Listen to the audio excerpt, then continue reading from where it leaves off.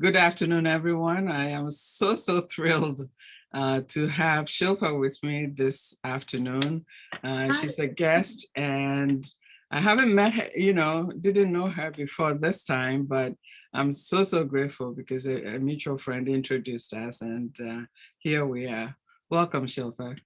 Thank you so much, Mansi. And I feel like even though we haven't met, I feel like I already know you now, We do, I think, the conversation we had over the phone, and you just have such a warm, welcoming, and very sweet personality.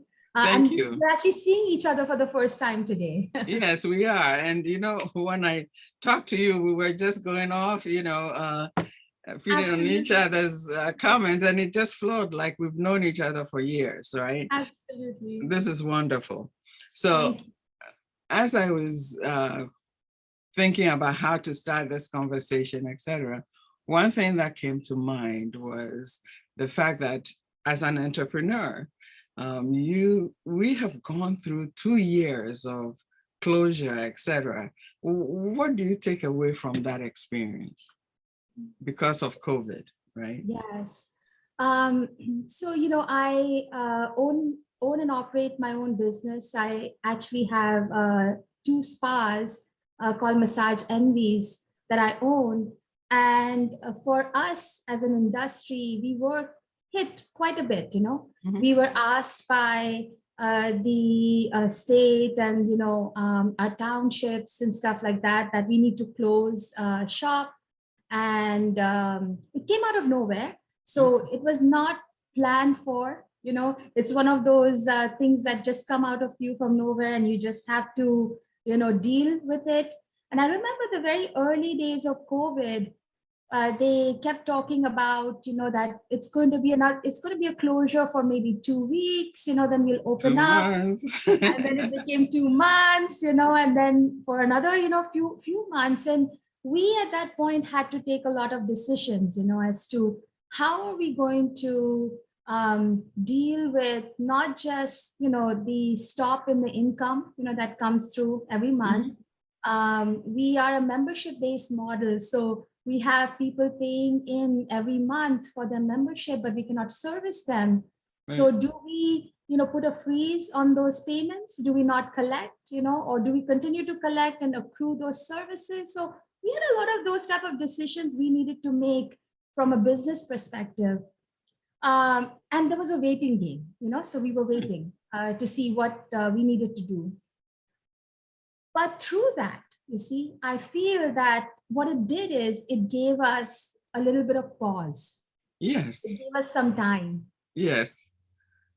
We are always, running this rat race, trying to do with I know that so well. Accomplish one thing. That time period gave us such a beautiful pause. It made us reset.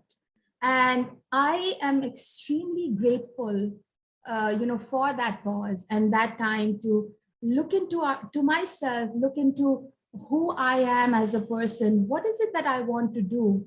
Because I made big changes after COVID in my own personal life, in the way I run my business, and I think COVID for me came at probably, I would say, an opportune time. And, I know it's interesting for you to probably hear why was it, it's such a dark period and so many people suffered. Why would I look at it as an opportune time? Is because it was a time when my daughter was applying for colleges, so it's that time where everyone is, on top of their children. You need to write all your essays, you need to do your SATs and, all that stuff. It gave me a lot of time with her. Right. So I, because I run I'm always on the run, I'm always on the go, I'm always like, doing things. Because it was, a total shutdown, it gave me time to spend time with her. And I think as a family, we became so close with each other.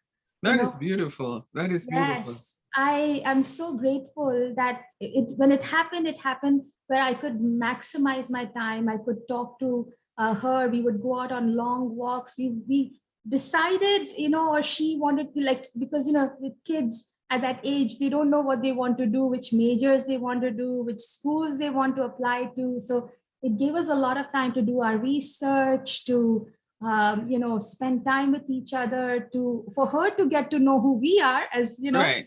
not Right. just mom and dad, but how we came about, the stories that we told her, both my husband and I. It brought us a lot more closer to each other. So So COVID for then, me was, yes. so then there was a deeper experience that emerged from this closure Absolutely. that we, all had to deal with, right? Absolutely. Absolutely. That's Absolutely. wonderful. Yes. Now you are an architect Yes. by trade, right? That is my background. I did my architecture in London, Mhm. and I came to the United States, and I was very, very, again, lucky that I was able to find an amazing mentor in Boston. His name is Peter Quinn. He was my first. That was my first job to work for Peter in Cambridge, Boston. Oh, that's nice. That's a pretty area. Yeah, beautiful area. And I remember I came here in 1999, and finding opportunities for someone who was from overseas, and didn't have a lot of experience in this field was a little challenging. But I remember going to the interview and talking to Peter, and he asked me a few basic questions, and he said, "So, do you know what a 2x4 is?" And I'm like, "Sorry, I didn't know what a 2x4 was. I had just landed in the country. I didn't know what that meant. And he was like, "Oh my God, how am I going to hire someone who doesn't know the basics of construction, or, how to put things together?" And I said, I don't know all this because, our type of construction back home and even in school we learned was different. We did a lot of Right. concrete work, a lot of cavity walls, bricks. So I don't know a lot about wood construction or steel construction, but I will learn. If you teach me, I am going to learn. That's nice, because we all have an immigrant story, right? And I, Yes. I can tell you many of our, for example, simple things like flashlight and torchlight, right? And, Yes. a blender and, A um, mixer. right, all those little things can throw you off Yes. completely. And Yes. Yes. it's interesting that, we get into these conversations and we meet people who really embrace us for who we Yes. are, right? Absolutely. I still tell everybody that, I, then grew in the ranks with him. I did a lot of work. I relocated. I have been doing architecture for almost 18 years. I've built a lot of gyms, and I have done a lot of retail outfits and shopping centers. And, now I know so much about this field and how things are put together. And it's all because someone took the time to teach me. That's wonderful. That's wonderful. Yeah. We're always grateful for the people who light up our paths, right? Yes. So that's beautiful. Now you have Massage Envy now Yes. in Connecticut. Yes, in Connecticut. Okay. Can you tell us a little bit about that business? Yes. So Massage Envy is a franchise brand, and we got into Massage Envy in 2010. What happened was, I was still working as an architect. My husband was in the software engineering, computer sciences field, and we had reached, sort of like a plateau in our own, jobs specifically. And my husband more so than I. He was like, I need to move up, I need to do something, and what should I do? Like, what's the next thing for me? Maybe I need to get an MBA. Maybe I need to look at other business opportunities. 2010, if you remember, was a 2008, 2009. That time frame was a little interesting, Difficult, right? difficult. Recession was hitting, and we were having issues with like mortgages, subprime, and all those things were happening, and banks weren't lending a lot of money. A lot of people were losing their jobs. So it was a very challenging time, and we wanted to do something different. Right. So um, we looked at different opportunities. He did, want to, he looked at getting an executive MBA, and, we were thinking about, all our savings, putting it into education. And we were, calculating, analyzing what the return on investment would be there versus maybe looking at owning businesses. At that very same time, Massage Envy had entered the Connecticut market. So it's a brand, it's a franchise brand that has over 1,100 locations nationwide. Okay. And I didn't know that. Envy, yeah, it's a very big brand. And what it did is it actually took massage and it brought it to the masses. So it was a pioneer in their industry where they were able to create this membership model, very much based on a gym membership, where you pay a monthly fee and you get an hour session. And you can use that session for massage, you can use it for facials, you can use it for stretch. So you as a consumer have the opportunity to use it however you like, Okay.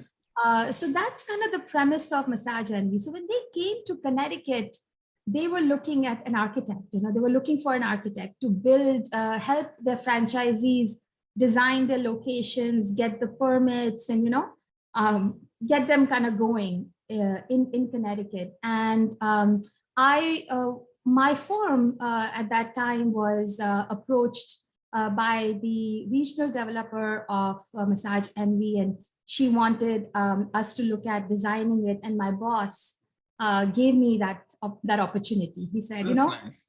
Here's a project.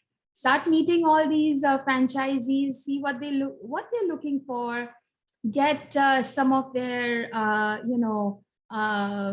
needs, and let's start designing these. And we started with the first location. I think it was the Milford location, and then we did Brookfield, we did Glastonbury. So I started meeting all these wonderful owners, and everyone had a beautiful story. No one came from the massage background. Right. No one came from that background. And I was, I would come back home and I would tell my husband about, oh, I met the owner of this location, and he's in insurance and he's now trying to do his own business. And I met the owner of that location and he's a cop, so there was all these, like stories that, came out. And, he and I would talk about, maybe this is and I told him, I said, maybe we should look into this business. I know you want to make a change. So let's look into the Massage Envy business and see if this is something that is good for us, Okay, so you started that way. Now you made a very interesting comment in, when I was reading your bio, and you said, there is an architect in all of us. Absolutely. What did you mean by that? I feel, all of us human beings, we have a sense of aesthetic that we like. We get gravitated towards that aesthetic. When you go out to do shopping, or you go out to, let's say you go out to Home Goods, there's a certain style you gravitate towards. When you go out and you're visiting museums, there's a certain style of painting that you gravitate. You feel warm, you feel, you like it a little bit more, you feel comfortable in that. Similarly, when you go into space or into a building and into a specific space, there is a certain style that makes you feel very comfortable. Some people like a lot of color, some people like monotone. As an architect, I have a style. I have a very unique style, and I like to do things that way because that's what makes me comfortable. But if I were to just lay my style on you and say, okay, this is how it should be, it's probably, it's going to be nice because you got it designed by an architect and you feel good about it, and all that. But is it going to make you feel as comfortable, Okay. So I always believe, my philosophy is, my job is to find out what you feel comfortable in. What is your aesthetic? What is something that you want to achieve? And then I pull that out, and then I'm able to draft that, and I'm able to put that on paper for you. So a lot of my work with my clients used to be a lot of talking to them, asking them questions, show me your inspiration. What is it that you like? What is it, something that you gravitate towards? So as you're saying that, my mind is going on to some things I could ask you about privately later, right? Of So course. we can see what we come up with later. I'm excited about this. You talk about the partnership with your husband because when we are in our own businesses and as entrepreneurs and stuff, there are units within that, right? It could be with your spouse, it could be with your parents, it could be with your children. There's so many different dynamics out there. How is yours working out for you? I am very blessed. I am extremely lucky, and I really feel that without my husband's help and him being a partner, we wouldn't be where we are today. Okay. We both are very different people. We complement each other. A lot of people who see us say that you make a very good couple. You make a very good unit together because we bring that the opposites, like they say, they attract. Right. That's exactly what it is with us. So he's a very analytical person. He reads a lot. He's always constantly trying to upgrade himself knowledge wise. What can I learn? What is something new I can do? Oh, he and I will get along very well. Absolutely. And maybe one day, you both can speak as well. Right, right. His I would say his strength is in finance. So he's very good with numbers. He's very good at math. So what happens is, numbers kind of just sit within him. So there is a part of the business, the financial aspect of it, when it comes to like managing the money, he's very good at it. Okay. My strengths lie in people management. I have a little softer approach with everyone. So I have with employees, managing the employees, building culture. That's my strength. So that's something that I would do in the business. So we kind of together are able to work very well and bring all those different aspects. And the good thing is both of us are mature where we can rely on each other. So we do that a lot. That's very nice. There are some skills that he has, and I'm like, you need to do this, and then he'll say this part you need to do, and then very righteously we both put in the work, and then we make it happen. Well, because sometimes when we're talking about women's power, etc., people think that we're trying to exclude men, right? But that is not the idea. The idea is standing in our own power to do our thing, right? But partnerships are very important as well. Yeah, and they're powerful, right? So there's only so much we can do, and at any given day or at any given time, there's so much that comes up, that you have to handle. So it's always nice if you have someone you can rely on and say, okay, this part, let him handle or let her handle while I do something else. Yeah, and in our world, nobody gets to the top by themselves. Absolutely, right? It takes a village. So we all have to rely on it, someone really important. And I'm glad it's your husband that you're I'm doing lucky. this with. Yeah, very lucky. So we talk about women's empowerment, etc. And you described yourself, which I thought was very interesting: daughter, wife, mom, and entrepreneur, and world traveler. So let's expand this a little bit, right? Daughter, why did that come first? I came into this world, born to a wonderful pair of parents. Like my parents are still, standing, by me, always encouraging me.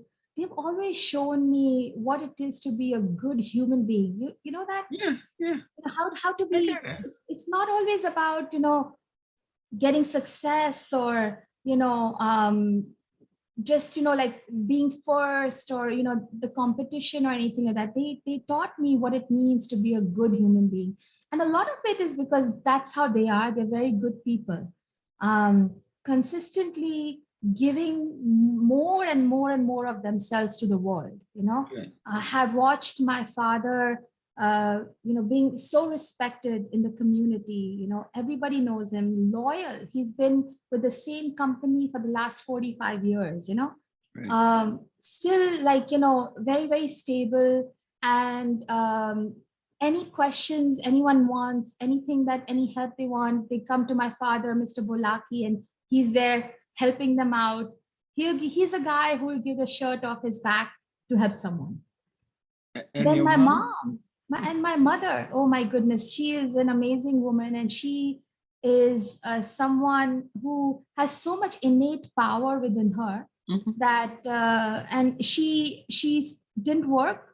She spent her time taking care of us, taking care of the community. She still volunteers, gives a lot of her time for new things. Like our a language that we speak, mother tongue, as they say Right. in India, is Sindhi. It's a dying language. Nobody, wants to use it. Everybody speaks English, or there are other languages that they kind of gear towards, and it's dying. And Right. she's like, no, we shouldn't let it die. So at her age now, she's like holding classes on Zoom. She's like, I'm going to create, an environment where if people are interested, would they want to learn, I'm going to teach them. Similarly with Vedic scriptures and things like that, she's very spiritual. Has attended a lot of these beautiful spiritual meetings. And as a kid, she used to take me and my brother there all the time. She was like, however young, I don't want you to think you're a teenager, so this doesn't apply to you. I'll only go when you can only go when you get old. You need to learn how to be a good person from your young age. So, I once again, I have someone I can talk about Vedic scripture because I teach world religions. And so I am Wow. exposed to Hinduism, and we'll Yeah. talk about that as we go further. But you Yes. also mentioned that you're a world traveler. Yes. And that is another aspect that, I'm familiar with. I used to travel all the time, especially when I was much younger, because, That I is was what. born in Ghana.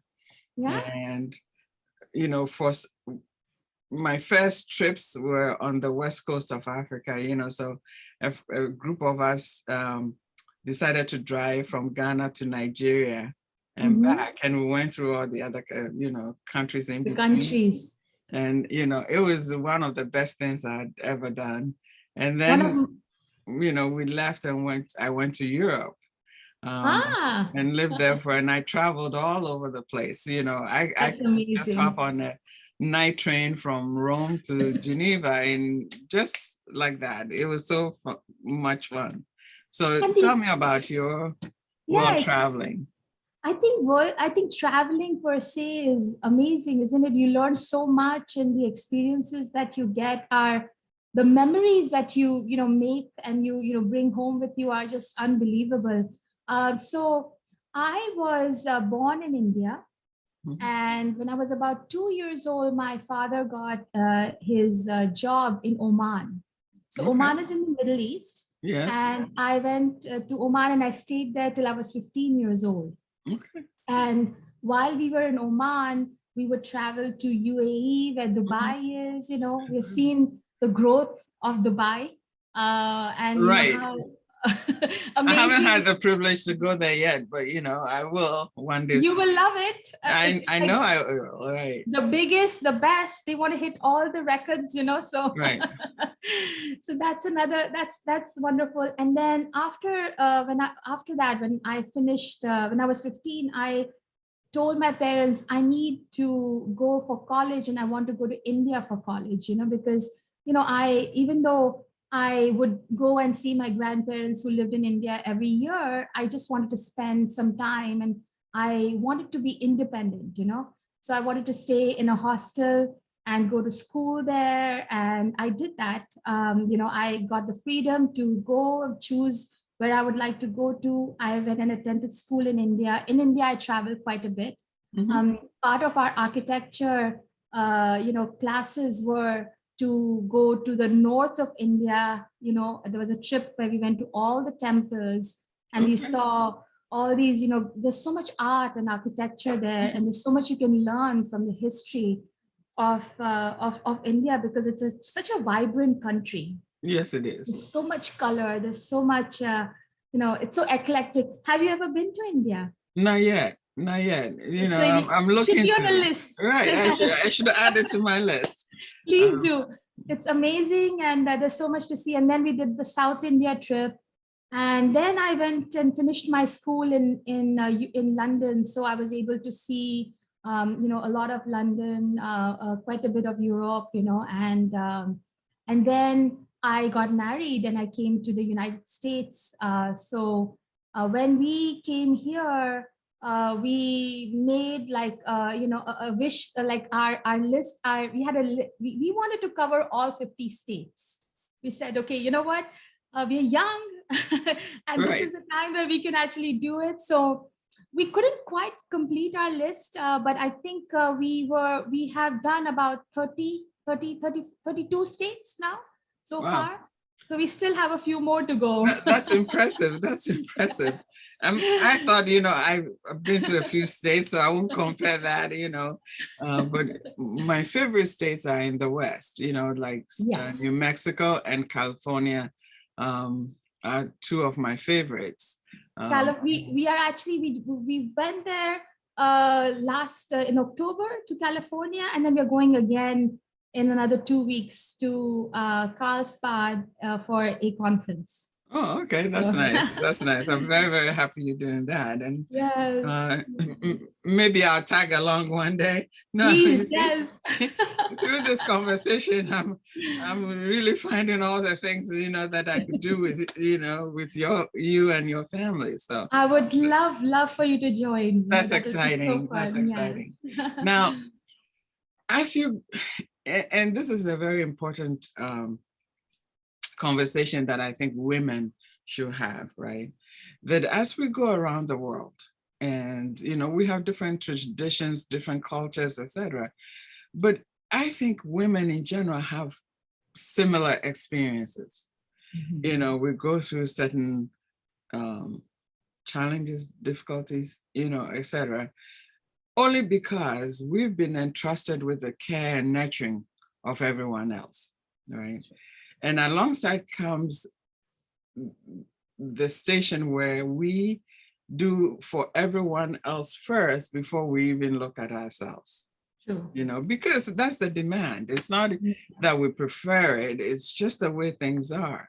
Yeah. So in your reflection of all the places you've been, and even from India, what are some helpful strategies from your experience that women should know and really can take advantage of to ease their challenges in some way?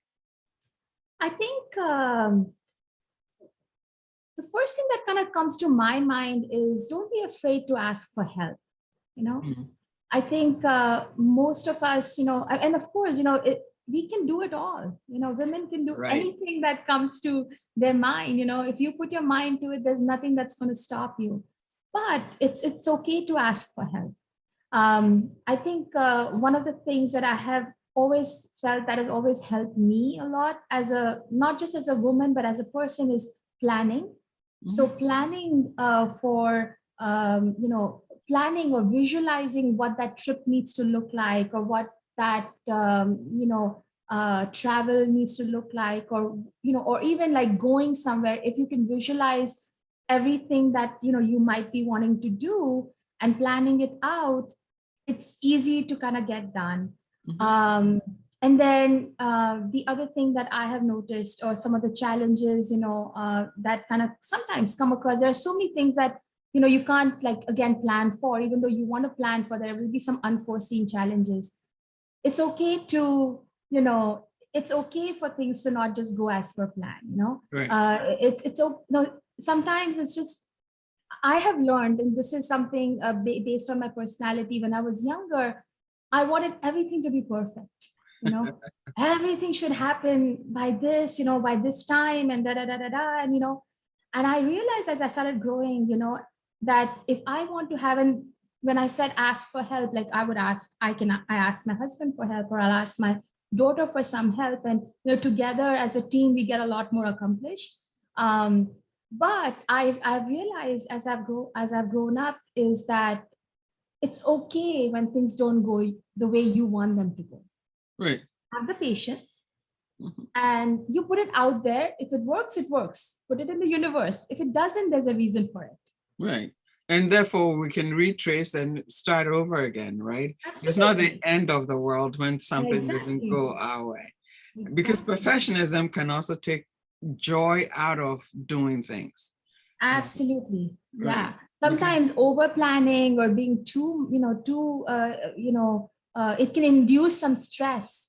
Right. And or you might put stress on other people who you're traveling with, or anything, you know, you're working It could with. be work, right? Yeah, it could Right. be work. Or relationships. Exactly. So to me, I always now, this is something that I have worked on by just saying, okay, now relax. I put it out there, this needs to get done, or we need to accomplish this, but I don't put a time, you know, frame on it. If it needs to happen, and sometimes things just happen very fast, you know. Right. Sometimes things take time, and then we just, you know, live with it. So in other words, go with the flow. Go with the flow. Exactly. I like that. I like that. You took that from my so, right out of my mouth. Now, you have a young daughter. Yes. I have a daughter too. So, you know. How old is she? She's in her late 30s. Oh, that's wonderful. Right. So, you know, she's getting out there, you know, and I wanted to, you know, check young women also experiencing a whole different set of things, right? Because from my age to my daughter's to yours, technology, like, you know, it's just, I remember when we used the slide rule. Yes. They don't even know what that is. I know there are a lot of people who are wondering what is a slide rule, you know, and from there, you know, things have, my God, blown out of, you know, imagination. I think it's wonderful, right? Yes. But with the speed with which people get information to also lies some challenges. So what do we tell young girls? What would you tell your daughter to look out for? I tell her that, you know, as far as like information or technology goes, you know, to take advantage of everything that you have out there, but don't get so, you know, wrapped up in it. Like, you know, there is a lot of, I think with my daughter specifically, she is not too glued to the social media aspect of things, you know. I'm not sure why, like she hasn't, you know, like she has Instagram, but doesn't like really keep up with it too much, or, you know, or like Facebook, she's not really on it. I think she keeps herself very busy with other things, you know, but to a lot of people who get very involved in it, or who probably use that as a medium, you know, to get, what's the word I'm looking for? To, you know, to kind of get endorsement, like, you know, that they're doing well, or, you know, they have so many people who, because of their comments or something, it kind of makes or breaks their day. Right. To them, I would say that, you know, start looking within yourself, you know, because there is so much that you have within you. You don't need other people to, you know, make you feel a certain way. Right. Sometimes what happens is too much information is you know, can harm you. Right. Balance it out, you know, balance out the amount of time you're spending in front of the screen. Use technology in the best way it can, but don't get so, you know, dependent on it that you know, you can't problem solve otherwise. Exactly. Yeah. Exactly. I understand that perfectly. Yeah. So we're telling young girls out there to really begin the process of getting to know who they are. Absolutely. And I appreciate that, right? So Absolutely. It's so important that they do that. that's good. Now, spiritual practice. Mhm. I tell my clients, everyone I've worked with, that they have to have some form of spiritual practice. It doesn't matter what, right? Mhm. But there has to be that divinely sourced interaction Mhm. and or process Mhm. to help us deal with what we go through in this environment. Mhm. What is yours? I have blind faith in my God. And I feel that so my relationship with God is like he's my best friend, you know. Mhm. He knows what needs to happen. He is going to help, carve the way for me, like, he's going to pave the way for me, rather. He is going to do whatever happens in my life. If it goes a certain way, I'm like, there's some grace in it. There's some reason why this is happening. I tend to do a lot of introspection. So I will introspect, I will look, and I will take some time to kind of think about why certain things happen this way. And I look at my life, and I can't tell you how blessed and lucky I feel. And it's because of blind faith. I have faith. Uh, I'm always, to me, I think it's more about, positively, like, positive thinking of having positive vibes, Right. having whenever negative thoughts come in my mind, I'm like, okay, let's revamp that thought process and say, why am I feeling these negative feelings? How do I turn this to become a positive feeling? I pray, and I pray within myself. I may not be standing there, or like in front of the statue, or in the temple, but I feel that consistently I'm saying thank you to God. Thank you so much. You're so amazing. This happened today because of your blessings. That's beautiful. That Now, consistent thanking, yeah.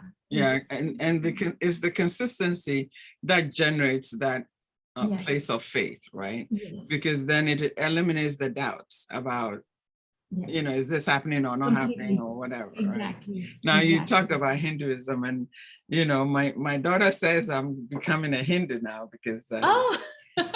I I do my chants and mantras and stuff like that, and I think it's spring Navaratri right now, right? Yes, it's Sankar. Yeah, Sankarnath. Yes, yes. Yeah. So Yeah. how do you say it? How do you say it? It's Navratri. Okay, Navaratri. Okay. Navratri. All right. Yeah. So Yeah. you- how do we engage? Because people don't understand, what the religion is about. And for example, when they go into the Hindu temple, and I take all my students, I make them go through the temple That's and wonderful. visit and learn about the gods and goddesses and the planets, Yeah. etc., and how that really put together gives them the consciousness Yes. about life, and what they can do to the different aspects that can really enlighten Yes. them, Yes. and make life easier, right? Mhm. So if you were to talk about that approach to Mhm. connecting to the divine, Mhm. what would you say to them? So one of the things, Hinduism, of course, is so vast, and Mhm. there's so much scripture, and there's the Bhagavad Gita, which is one of our, very sacred books, is essentially the science of life, how to have a good life. Basically, that's kind of what the premise is behind the Bhagavad Gita. But in a very simple way, if I had to explain to somebody, Hindus believe that we have 8.7 million species of life forms on this earth, and we go through, as a human being, you're going through these 8.7 million life species to get to becoming a human being. So it's like a cycle. Right. And we are reincarnating. So say right now I'm a human being. Before this, I might have been, let's say, a monkey. And then before that, I was like a dog or maybe a plant or something like that. I have got this opportunity as a human being to, and my goal as a human being, or for anybody, any of these species, is to become one with God. That's the goal. Right. So when you get this human form, what are certain things you need to do to become one with God? Because we believe that our Atma, which is our soul within us, is nothing but a small particle of the Supreme Being. Right. And the end goal is to make that part after you die to go and become one with God. So we come into this life form or this human form, we don't come with a zero balance sheet. Our balance sheet, there's some good karmas and then there are some bad karmas. Karmas, right? Right. So our goal is to negate all the bad karmas, to take them away and make your good karma side extremely heavy. Because if your good karmas are very heavy and that's what you have, then your soul is pure, it's done the right thing, and it's ready to meet with God. Right. That's called moksha. So we are trying to achieve moksha. Moksha, all right. Right. Right. So we have an opportunity of a lifetime, which is being a human being, where we can know between right and wrong. We can actually differentiate. We can choose the right way of living. It's giving us the opportunity. It's a high life form. So this is a beautiful opportunity. Now, if I did bad things, or, that's what I believe in. If I did bad things and I was a bad person, my bad karma list is becoming very heavy. And I have to go through this whole cycle of 8 again, right? Yeah, to come to this point. So I need to be really good. Right. And then, being good doesn't take that much, I think, No, it doesn't. It doesn't. It's all about not hurting people. So in Hinduism, we really believe that, we shouldn't, and not just Hinduism, I think it's every religion, right? Being a good human being, requires you to, do right by everybody, not hurt their feelings, to keep, your life positive, to have a very, there's another word that we use, a sattvic life. Sattvic is trying to do, try to be as sustainable as you can be, and try to be as what you put into your body. You need to eat like things that don't give you very hot, hot energy or hot vibes, so Exactly. Something that's very cooling, calming. So creating that type of an environment for yourself and living that life gets you to that point. So to kind of sum it all up, essentially, I believe that, from my belief in Hinduism is to be a good human being and then go back and try to be one with God. So I hope after I die, I'm going to be with him. Well, that is aspiration, right? That we come to this life and experience the things that God has given us, yes. Right? And we have a beautiful world if we were to appreciate it even more, yes. and not mess it up the way we've been trying to, with a lot of other things. But I think, we have an opportunity to really make things better, not yes. for only ourselves, but for other people that, our families, our friends, and other relationships, right? Absolutely. And as we lift each other up, then we are able to also, it's almost like a vibration that goes around, everyone else in the world benefits from that experience. That is right. So that is so right. What is your vision for women and children? And when I focus on women and children, people say, but what about us, man? I know my only process is focusing on women and children. I'm sure there are other people who would focus on men as well. So, of course, I think What? all us human beings, we need each other, but as a woman, we have been, they said God, when God made a woman, when he was, making her, he needed to really spend time, because not only does this form or this being need to just, it's not that she needs to be just intelligent. She also needs to have grace. She needs to have forgiveness. She needs to be nurturing. There's so many elements. We are wired very differently from men, Right. And you know a lot of women now, I mean, what is it that a woman cannot do? If you Right. really look at it, she has the strength. She can lift mountains if she wants to move them. So there is so much that a woman can do. But I think one of the biggest things, and we all, many of us, who have, as a mother, to a child, one of the most important things you can do is to be a very good teacher to your Good. child. To your child, right. Show the children the right path. Show them what it is, what good looks like. And I think our children are consistently learning. They're like little sponges, especially Right. when they're little. The first teacher a child has is his mother. That is true. And I think it should be equally balanced, right? Because it's not only teaching girls certain things and teaching boys certain things. Absolutely. We must teach our boys to be responsible Absolutely. children as well, right? Absolutely. And I think these days, like we talked a little bit earlier about, social media, and we talked about, the technology. I think the world is becoming smaller now, and there's so much out there. I mean, even look at this podcast that we're having today. It's so amazing because you're reaching so many different people. And, whatever I learned, how to be a good mother was from my mother. Right. I didn't have other resources, or I didn't listen to a lot of different tapes or read a lot of books. I feel I'm a good mother. We should ask my daughter that. But I feel that today there's so much available, like people who are a little bit lost, who maybe have the best relationship with their own mothers, or people who haven't who actually have other women to help them and nurture them. They find resources, they find these groups for help.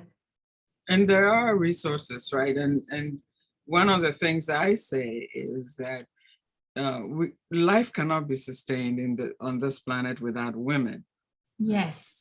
And so that's power right there. I mean, that is so powerful. Yes. Right. And so yes. if we were just to admit that and look at it and say, okay, this is how I'm going to engage from now on, we can solve a lot of the issues out there that is plaguing, us, and make things better, right? Because as you mentioned, we are the nurturers. Yes. Now there are men who are nurturers, but as we look at volume, yes, we are the nurturers. So. Absolutely. In fact, so I question, what would world look like if it was run by women? It would be a very different landscape. We can start that conversation, right? and see, there are countries out there that are run by women, and the sentiment of vibration is very different over there. So very different. And I can give some examples. We, have a system here in this country, and it amazes me that, as a first world country and a powerful one at that, that we are lagging behind in how power is shared amongst Absolutely. women. It's so right, because I compare India, and India, being a very, heavily, democratic country. They had one of their prime ministers early on. The first one was Indira Gandhi. Right. And a woman prime minister, and we still haven't had one. So we should now wish for one here. America is still a very young country, you know, Right. a young country compared to the other countries. So it's going to get there. Well, yeah, I'm all for that. I'm all for that. Yes. And we should get together. You see, I think sometimes Yes. we women um, cut each other off a little bit too much. Yeah. But if we were to, you know, put some ideologies aside and you really look at the bigger picture, we'll be able to put Absolutely. a woman president in office one day Right. soon. Yes. Knock on wood, knock on wood. Knock on wood, yes. So we'll manifest it, put it out there in the universe. right, it's out there, it's out there. I'm all for it. I'll probably, you know, sign up to campaign for, you know, that person. So Absolutely. as we close, you know, Sonia told me, you know, you're a woman of power and grace.